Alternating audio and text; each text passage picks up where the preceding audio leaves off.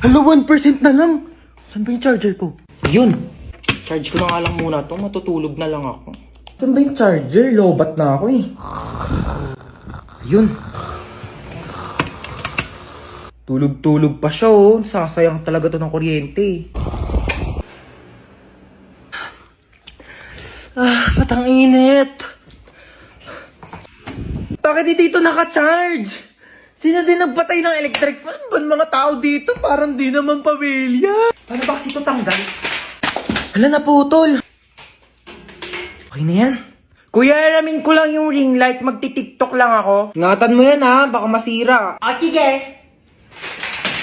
Hala, nasira. Halang, mahal-mahal ang ring light na yan. Nagpapabili kayo, tas di kayo marunong mag-ingat ha. Sino nasira yan? Ayan na, si Bunso. Kung talagang bata ko, napakalikot mo eh. Kuya, alam mo ba? Di pa. Siyempre, pag sinabi mo, alam ko na. Kasi di ba yung sa... Ha?